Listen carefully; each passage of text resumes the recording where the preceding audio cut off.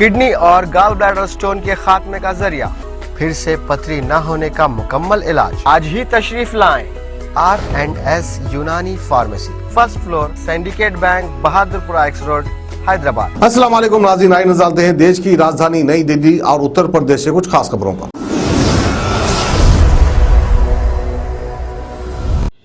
उत्तर प्रदेश के गाजियाबाद जिले के साहिबाबाद में सूदखोरों की धमकी से तंग आकर DLF कॉलोनी में बिल्डर धर्मेंद्र कुमार ने मंगलवार दोपहर पंखे से लटककर अपनी जान दे दी।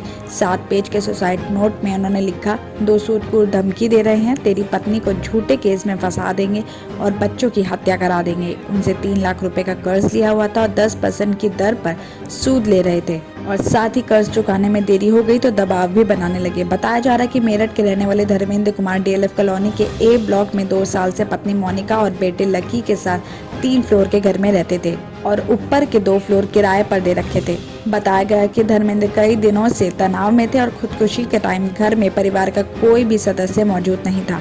जब पड़ोसी ने घर के दरवाजे खुले देखे तो इस बात की खबर उन्होंने भाई दीपक को दी और वो राजनगर एक्सटेंशन से दीपक मौके पर पहुंचे तो उन्हें कमरे में धर्मेंद्र पंखे पर लटके हुए मिले, जिसके बाद उन्होंने मृतक की पत्नी मोनिका और घर के दूसरे सदस्यों को इस बात की खबर दी। पोस्टमार्टम के बाद पुलिस ने बॉडी को परिवार वालों को सौंप दिया गया और इस घटना के बाद परिवार वालों का रो रो कर बुरा हाल है। फिलहाल दोनों बेटे और मोनिका ने मामले में दोनों सूदखोरों के खिलाफ सख्त से सख्त कार्रवाई की मांग की है।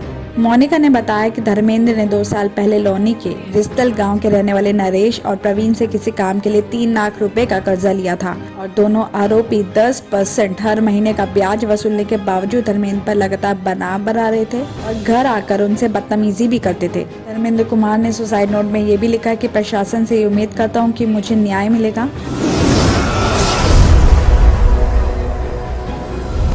दिल्ली के ज्योतिनगर इलाके में 25 साल की एक महिला को ब्लैकमेल करके दुष्कर्म करने का सनसनीखेज मामला सामने आया है। आरोप है कि एक टैक्सी ड्राइवर पीड़िता को ज्योतिनगर के एक होटल में ले गया और वहां उसके साथ वारदात को अंजाम दिया। महिला का कहना है कि वो अपनी मां के साथ आरोपी की टैक्सी में उत्तराखंड के कलियर शरीफ गई थी। वहां रास्ते में एक होटल के अंदर आरोपी ने उसे नशीला पदार्थ पिलाकर पीड़िता के साथ दुष्कर्म किया था और उसी दौरान आरोपी ने उसकी अश्लील वीडियो भी बना ली थी। अब उसके आधार पर ब्लैकमेल करके रविवार को आरोपी महबूब ने दोबारा वारदात को अंजाम दिया। बताया गया कि पीड़िता पिछले दिनों फुरकान के साथ महबूब नाम के एक शख्स की टैक्सी में दिल्ली के निजामुद्दीन की दरगाह पर आई थी, जहां आरोपी महबूब से उनकी पहचान हुई। पीड़ित महिला और उसकी मां को उत्तराखंड के कलियर शरीफ जाना था और वहां घूमने के बाद 14 अक्टूबर को सभी एक होटल में रुक गए, जहां आरोपी महबूब ने वहां पानी में कुछ नशीला पदार्थ मिलाकर उस पीड़िता के साथ दुष्कर्म किया और वीडियो बनाकर वारदात के बाद आरोपी वहां से फरार हो गया। डर और बदनामी की वजह से पीड़िता और उसकी मां ने किसी को कुछ नहीं बताया और वो वापस गाजियाबाद लौट आए और यहाँ आने पर आरोपी महबूब ने उसे कॉल करके साथ चलने के लिए कहा। पीड़िता ने मना किया तो वो वीडियो को सोशल मीडिया पर वायरल करने की धमकी देने लगा। रविवार को आरोपी बाइक पर बिठाकर पीड़िता को दिल्ली के ज्योतिनगर के ईस्ट गोकुलपुर के एक होटल में ले आया। यहाँ उसने जबरन पीड़िता के साथ दोबारा दुष्कर्म किया। इसके बाद आरोपी वहां से चला गया। पीड़िता ने होटल के बाहर से पुलिस को खबर दी और पुलिस ने सोमवार को मामला दर्ज करके आरोपी महबूब को गिरफ्तार कर लिया है। पुलिस मामले की जाँच कर रही है। दिल्ली के केजरीवाल सरकार ने बड़ा ऐलान करते हुए कहा है कि जिन किसानों की फसल बेमौसम बारिश से बर्बाद हुई है उन्हें 50,000 रुपए प्रति हेक्टेयर के हिसाब से मुआवजा दिया जाएगा।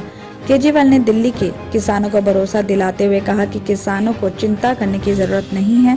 केजरीवाल ने आगे ये भी कहा है कि मैंने आदेश जारी कर दिया है और जल्द ही किसानों के अकाउंट में मुआवजे की राशि आ जाएगी। साथ ही आगे केजरीवाल ने ये भी बताया कि इस टाइम सभी DM और SDM खेतों का सर्वे कर रहे हैं। उम्मीद है कि ये काम 2 हफ्तों में पूरा हो जाएगा, जिसके बाद किसानों को उनकी मुआवजा राशि सीधे उनके बैंक अकाउंट में मिल जाएगी।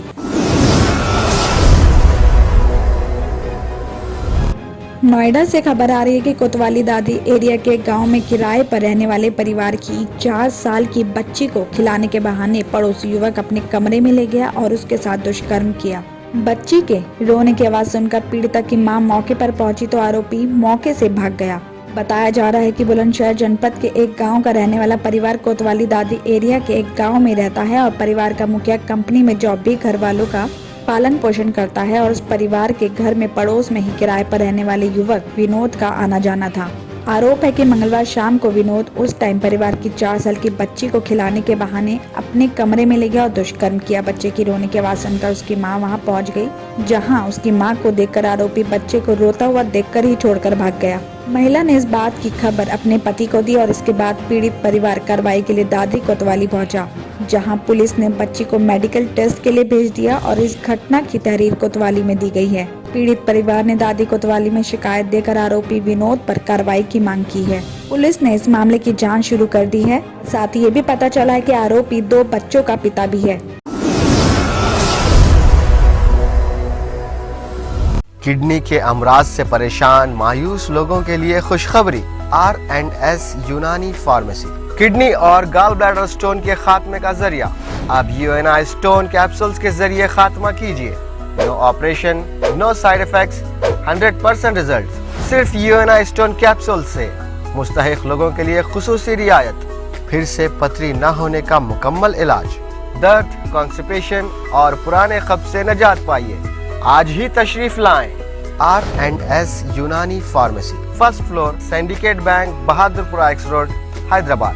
कॉन्टैक्ट 9703 939 436 9063 383760।